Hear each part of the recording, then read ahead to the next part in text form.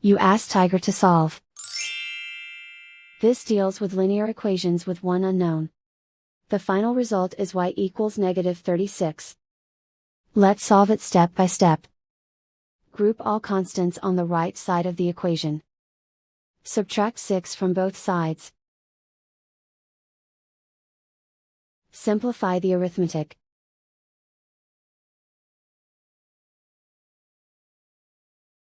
Isolate the y. Multiply both sides by 3. Group like terms. Multiply the coefficients.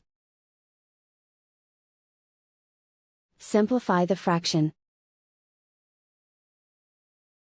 Simplify the arithmetic. And so the final result is y equals -36.